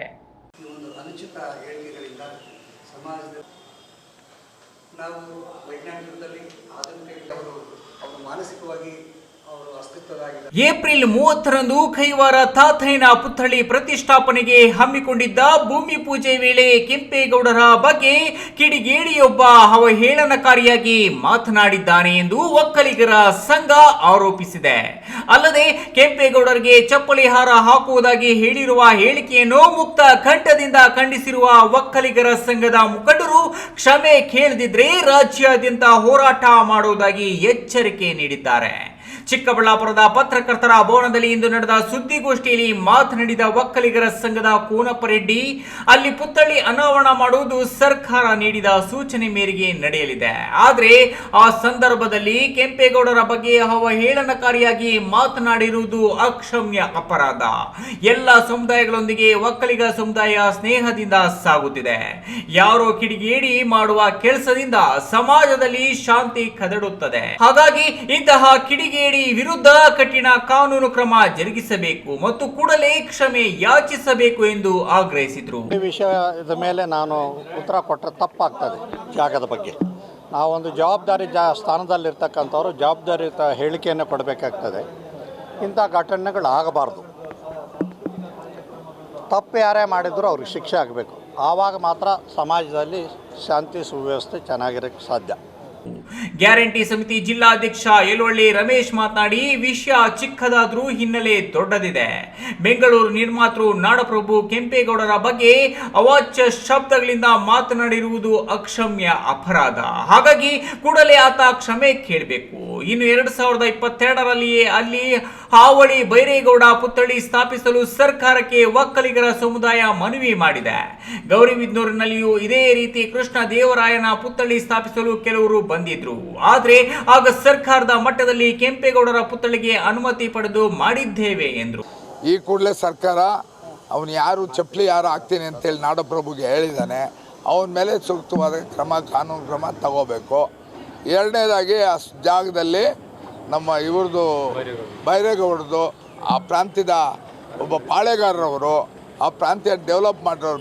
ಬೆಂಗಳೂರಿನ ಕೆಂಪೇಗೌಡರು ಹೆಂಗೆ ಡೆವಲಪ್ ಮಾಡಿದ್ರು ಆ ಥರ ಅವ್ರ ಪುತ್ಥಳಿಗೆ ಸರ್ಕಾರವೇ ಒಂದು ಅವಕಾಶ ಮಾಡಿಕೊಡ್ಬೇಕು, ಅಷ್ಟೇ ನಮ್ಮ ಒತ್ತಾಯ. ಏಪ್ರಿಲ್ 30ರಂದು ನಡೆದ ಮಾತಿನ ಚಕಮಕಿ ವೇಳೆ ಕೈವಾರದ ತಾತಯ್ಯನವರ ಫ್ಲೆಕ್ಸ್ ಹರಿದಿರುವ ಆರೋಪಿಗಳ ವಿರುದ್ಧವೂ ಕಾನೂನು ಕ್ರಮ ಆಗಬೇಕಲ್ಲವೇ ಎಂಬ ಪತ್ರಕರ್ತರ ಪ್ರಶ್ನೆಗೆ ಕೋನಪ್ಪ ರೆಡ್ಡಿ ಸೇರಿದಂತೆ ಎಲ್ಲ ನಾಯಕರು ಸಮರ್ಥನೆ ನೀಡಿದ್ದು, ಫ್ಲೆಕ್ಸ್ ಹರಿದ ಬಗ್ಗೆ ದಾಖಲೆಗಳಿದ್ರೆ ಅಂತಹ ಕಿಡಿಗೇಡಿಗಳ ವಿರುದ್ಧವೂ ಕ್ರಮ ಆಗಲಿ ಎಂದು ಒಕ್ಕಲಿಗರಿಂದ ಹೇಳಿದ್ರು. ಈ ವೇಳೆ ನಿರ್ಮಾಪಕ ಉಮಾಪತಿ ಸೇರಿದಂತೆ ಹಲವರಿದ್ರು. ಕ್ಯಾಮ್ರಾ ಪರ್ಸನ್ ಅಶ್ವಥ್ ಜೊತೆ KS ನಾರಾಯಣ ಸ್ವಾಮಿ, ನ್ಯೂಸ್ ಟಿವಿ, ಚಿಕ್ಕಬಳ್ಳಾಪುರ.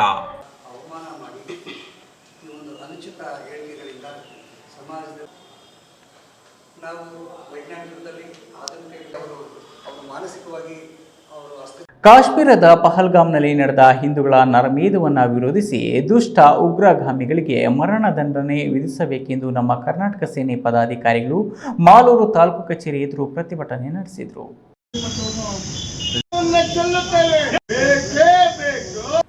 ಕಾಶ್ಮೀರದಲ್ಲಿ ಪ್ರವಾಸಿಗರ ಮೇಲೆ ನಡೆಸಿರುವ ಹತ್ಯಾಕಾಂಡದಲ್ಲಿ ಭಾಗವಹಿಸಿದ್ದ ಪಾಕಿಸ್ತಾನಿ ಉಗ್ರಗಾಮಿಗಳಿಗೆ ಉಗ್ರ ರೀತಿಯಲ್ಲಿ ಮರಣದಂಡನೆ ವಿಧಿಸಲು ನಮ್ಮ ಕರ್ನಾಟಕ ಸೇನೆ ಒತ್ತಾಯಿಸಿ ಮಾಲೂರು ತಾಲೂಕು ಸೌಧದ ಮುಂದೆ ಪ್ರತಿಭಟನೆ ನಡೆಸಿ ತಹಶೀಲ್ದಾರ್ ಅವರಿಗೆ ಮನವಿ ಸಲ್ಲಿಸಿದರು. ಈ ವೇಳೆ ನಮ್ಮ ಕರ್ನಾಟಕ ಸೇನೆ ರಾಜ್ಯ ಪ್ರಧಾನ ಕಾರ್ಯದರ್ಶಿ ಚಾಕನಹಳ್ಳಿ ನಾಗರಾಜ್ ಮಾತನಾಡಿ, ಪಾಕಿಸ್ತಾನದ ಉಗ್ರಗಾಮಿಗಳು ಭಾರತೀಯರ ಮೇಲೆ ಹೀನಾಯವಾಗಿ ಹತ್ಯೆ ಮಾಡಿರುವುದನ್ನು ತೀವ್ರವಾಗಿ ಖಂಡಿಸುತ್ತೇವೆ ಎಂದರು. ಕರ್ನಾಟಕ ಸೇನೆ ವತಿಯಿಂದ ಮಾಲೂರು ತಾಲೂಕು ಕಚೇರಿ ಮುಂದೆ ಏನು ಮಾನ್ಯ ತಹಶೀಲ್ದಾರ್ ಅವರಿಗೆ ಮನವಿ ಪತ್ರ ಏನಂತಂದ್ರೆ, ಏನು ನಮ್ಮ ಭಾರತೀಯರು ಪ್ರವಾಸಿಗರಿಗೋಸ್ಕರ ಹೋಗಿ ಪಾಕಿಸ್ತಾನದ ಮುಸ್ಲಿಮ್ಸರು ನಮ್ಮ ಭಾರತೀಯರನ್ನು ಉಗ್ರಗಾಮಿಗಳು ಹೀನಾಯವಾಗಿ ಹತ್ಯೆ ಮಾಡಿರುವುದು ಖಂಡಿಸ್ತೇವೆ. ಮತ್ತೆ ಏನು ನಮ್ಮ ರಾಜ್ಯದಲ್ಲಿ ಕರ್ನಾಟಕ ರಾಜ್ಯದಲ್ಲಿ ಹೊರ ದೇಶಗಳಿಂದ ಬಂದಿರುವಂತಹ ಹಿಂದಿ ಇರ್ಬೋದು, ಬೇರೆ ಭಾಷೆಗಳೆಲ್ಲ ಹೊರದಿಂದ ಬಂದಿರುವಂತಹ ಹೊರವನ್ನ ವಾಪಸ್ ಕಳಿಸಬೇಕು ನಮ್ಮ ಕರ್ನಾಟಕ ಸರ್ಕಾರ. ಯಾಕೆ ಅಂತಂದ್ರೆ ಇವತ್ತು ನಮ್ಮ ಕರ್ನಾಟಕದ ನೀರು ಜಲ. ಈ ಸಂದರ್ಭದಲ್ಲಿ ತಾಲೂಕು ಅಧ್ಯಕ್ಷ ಮಾದನಹಟ್ಟಿ ರವಿಕುಮಾರ್, ಜಿಲ್ಲಾ ಉಸ್ತುವಾರಿ ರಾಜು, ರಾಜ್ಯ ಉಪಾಧ್ಯಕ್ಷ ಆಟೋ ಶ್ರೀನಿವಾಸ್, ತಾಲೂಕು ಪ್ರಧಾನ ಕಾರ್ಯದರ್ಶಿ ಜಗದೀಶ್, ಅಂಜಿ ಕನ್ನಡಿಗ ಸೇರಿದಂತೆ ಹಲವಾರು ಕಾರ್ಯಕರ್ತರು ಭಾಗವಹಿಸಿದರು. Keshav, news TV, Malur.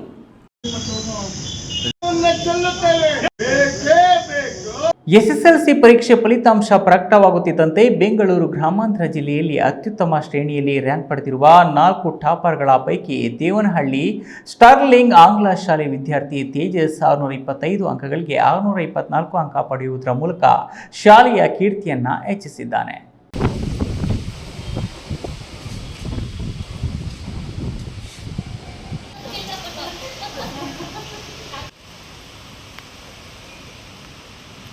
ದೇವನಹಳ್ಳಿ ಪಟ್ಟಣದ ಸ್ಟರ್ಲಿಂಗ್ ಆಂಗ್ಲ ಶಾಲಾ ಆವರಣದಲ್ಲಿ ಶಾಲೆಯ ಆಡಳಿತ ಮಂಡಳಿ ಕಾರ್ಯದರ್ಶಿ ರಂಜಿತಾ ಸೆದ್ದಪ್ಪ ನೇತೃತ್ವದಲ್ಲಿ ವಿದ್ಯಾರ್ಥಿ ತೇಜಸ್ಗೆ ಸಿಹಿ ಮತ್ತು ಹಾರ ಶಾಲು ಹಾಕಿ ಅಭಿನಂದಿಸಿ ಹರ್ಷ ವ್ಯಕ್ತಪಡಿಸಿದರು. ಇನ್ನು ವಿದ್ಯಾರ್ಥಿ ತೇಜಸ್ ಮಾತನಾಡಿ 625ಕ್ಕೆ 624 ಅಂಕ ಗಳಿಸಿರುವುದು ಖುಷಿ ತಂದುಕೊಟ್ಟಿದೆ. ಶಾಲಾಡಳಿತ, ಪೋಷಕರು ಮತ್ತು ಶಿಕ್ಷಕರಿಗೆ ಧನ್ಯವಾದಗಳನ್ನು ಸಲ್ಲಿಸುತ್ತೇನೆ. ಸ್ಟರ್ಲಿಂಗ್ ಶಾಲೆಯಲ್ಲಿ ನರ್ಸರಿಯಿಂದ ಎಸ್ಎಸ್ಎಲ್ಸಿಯವರೆಗೂ ಇಲ್ಲಿಯೇ ವಿದ್ಯಾಭ್ಯಾಸವನ್ನು ಪಡೆದುಕೊಂಡಿದ್ದೇನೆ. MBBS ಮಾಡುವ ಗುರಿ ಇದೆ ಎಂದರು. ನಾನು ಈ ಸತಿ 10th ರಿಸಲ್ಟ್ನ ಮುಗಿಸಿದ್ದೀನಿ. ನಂದು ಈಗ 624 ಔಟ್ ಆಫ್ 625 ಬಂದಿದೆ. ಸ್ಟೇಟ್ಗೆ ಸೆಕೆಂಡ್ ರ್ಯಾಂಕ್ ಬಂದಿದೆ. ಇದು ತುಂಬ ಖುಷಿಯಾದ ವಿಷಯ. ನನಗೆ ತುಂಬ ಪ್ರೌಡ್ ಆಗ್ತಾ ಇದೆ.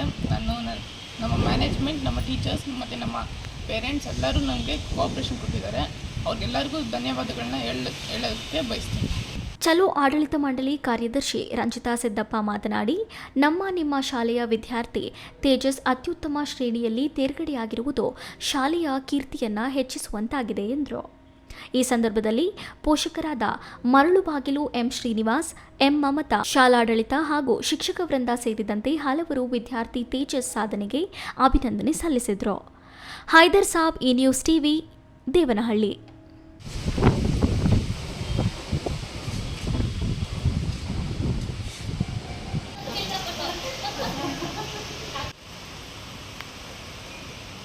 ಇದೀಗ ವಿರಾಮದ ನಂತರ ಈ ನ್ಯೂಸ್ ಟಿವಿ ಮುಂದುವರಿಯುತ್ತದೆ.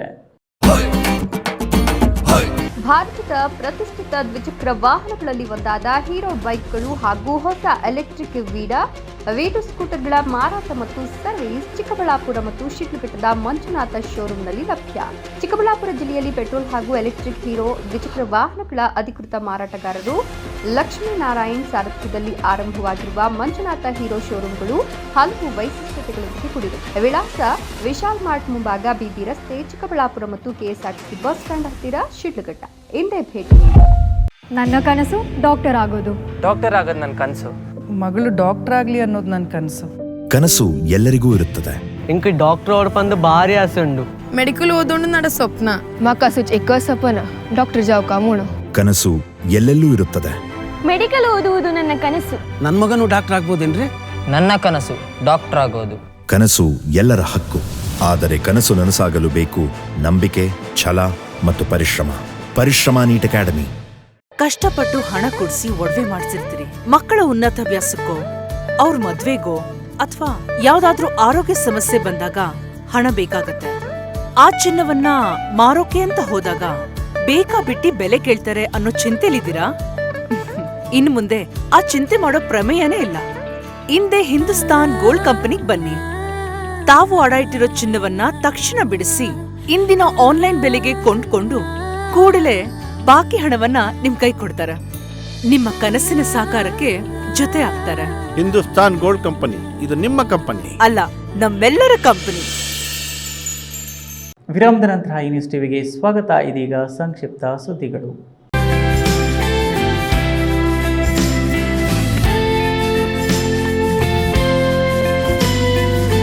ಶಿಡ್ಲಘಟ್ಟ ತಾಲೂಕಿನಲ್ಲಿ ಈ ಸಾಲಿನ SSLC ಪರೀಕ್ಷೆಯಲ್ಲಿ 1218 ಬಾಲಕರು, 1312 ಬಾಲಕಿಯರು ಸೇರಿ 2530 ವಿದ್ಯಾರ್ಥಿಗಳು ಪರೀಕ್ಷೆ ಬರೆದಿದ್ದಾರೆ. ಈ ಪೈಕಿ 744 ಬಾಲಕರು, 1002 ಬಾಲಕಿಯರು ಸೇರಿ 1746 ವಿದ್ಯಾರ್ಥಿಗಳಷ್ಟೇ ಉತ್ತೀರ್ಣರಾಗಿರುತ್ತಾರೆ. ಈ ಪೈಕಿ ಸರ್ಕಾರಿ ಶಾಲೆಗಳು 63.69, ಅನುದಾನಿತ ಶಾಲೆಗಳು 52.77 ಹಾಗೂ ಖಾಸಗಿ ಶಾಲೆಗಳು 78.93% ಫಲಿತಾಂಶ ಪಡೆದಿವೆ. ನಗರದ ಕ್ರೆಸೆಂಟ್ ಶಾಲೆಯ HR ಜಶ್ವಂತ್ ಯಾದವ್ 623 ಅಂಕಗಳನ್ನು ಪಡೆದು ತಾಲೂಕಿಗೆ ಪ್ರಥಮ ಸ್ಥಾನ ಪಡೆದಿದ್ರೆ, ವಾಸವಿ ಶಾಲೆಯ M ಜಾಹ್ನವಿ ಹಾಗೂ BJ ಶಾಲೆಯ M ಸಾಹಿತ್ಯ ಇಬ್ಬರು ಕೂಡ 622 ಅಂಕಗಳನ್ನು ಪಡೆದು ದ್ವಿತೀಯ ಸ್ಥಾನವನ್ನು ಹಂಚಿಕೊಂಡಿದ್ದಾರೆ. ಹನುಮಂತಪುರ ಗೇಟ್ನ BJ ಶಾಲೆಯ P ತೇಜಸ್ ಕುಮಾರ್, ಚಿಕ್ಕದಾಸರಹಳ್ಳಿಯ ಶ್ರೀ ಲಕ್ಷ್ಮೀ ವಿದ್ಯಾನಿಕೇತನ ಶಾಲೆಯ MV ಸಮನ್ವಿತ ಹಾಗೂ H ಕ್ರಾಸ್ನ ಶ್ರೀ ಪಂಚಮುಖಿ ಇಂಗ್ಲಿಷ್ ಶಾಲೆಯ M ಪ್ರೀತಮ್ ಗೌಡ 3 ವಿದ್ಯಾರ್ಥಿಗಳು ತಲಾ 621 ಅಂಕಗಳನ್ನು ಪಡೆದು ತೃತೀಯ ಸ್ಥಾನವನ್ನು ಹಂಚಿಕೊಂಡಿದ್ದಾರೆ.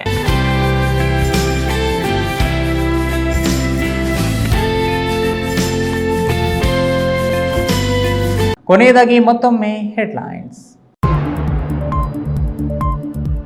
SSLC ಫಲಿತಾಂಶ ಪ್ರಕಟ. 18ರಿಂದ 22ನೇ ಸ್ಥಾನಕ್ಕೆ ಕುಸಿದ ಚಿಕ್ಕಬಳ್ಳಾಪುರ ಜಿಲ್ಲೆ. 5 ವಿದ್ಯಾರ್ಥಿಗಳು ರಾಜ್ಯದಲ್ಲಿ ದ್ವಿತೀಯ ರ್ಯಾಂಕ್ ನೀಡಿದ ಕೀರ್ತಿ ಜಿಲ್ಲೆಗೆ. ಸರ್ಕಾರಿ ಜಾಗದಲ್ಲಿ ಪುತ್ಥಳಿ ವಿಚಾರ, ಸಮುದಾಯ ಮಧ್ಯೆ ಸಂಘರ್ಷ ಜೋರು. ವಿವಾದ ಶಮನಗೊಳಿಸುವ ನಿಟ್ಟಿನಲ್ಲಿ ಜಿಲ್ಲಾಡಳಿತ ಮುಂದಾಗದಿದ್ದಲ್ಲಿ ಸೌಹಾರ್ದಯುತ ವಾತಾವರಣಕ್ಕೆ ಧಕ್ಕೆ. ಮಹೇಂದ್ರ ಥಾರ್ ಕಾರು ಹಾಗೂ ಬುಲೆಟ್ ನಡುವೆ ಮುಖಾಮುಖಿ ಡಿಕ್ಕಿ. ಬುಲೆಟ್ನಲ್ಲಿದ್ದ ಇಬ್ಬರು ಯುವಕರು ಸ್ಥಳದಲ್ಲೇ ದುರ್ಮರಣ. ಚಿಂತಾಮಣಿ ಕೈವಾರ ರಸ್ತೆ ಮಾರ್ಗ ಮಧ್ಯೆ ಘಟನೆ. ರಾಷ್ಟ್ರೀಯ ಹೆದ್ದಾರಿ 69 ಚತುಷ್ಪಥ ರಸ್ತೆಯಾಗಿ ಮೇಲ್ದರ್ಜೆಗೇರಿಸಲು ಜಿಲ್ಲಾ ಉಸ್ತುವಾರಿ ಸಚಿವರಿಂದ ಸಮಾಲೋಚನಾ ಸಭೆ. ಫ್ಲೈಓವರ್ ನಿರ್ಮಿಸಿ ಸೇತುವೆ ಕೆಳಗೆ ರೈಲು ಸಾಗಾಟಕ್ಕೂ ಪೂರಕವಾಗುವಂತೆ ಪ್ರಸ್ತಾವನೆ. ದಿನನಿತ್ಯದ ಸುದ್ದಿ ಸ್ವಾರಸ್ಯಕ್ಕಾಗಿ ತಪ್ಪದೇ ವೀಕ್ಷಿಸಿ ನ್ಯೂಸ್ ಟಿವಿ.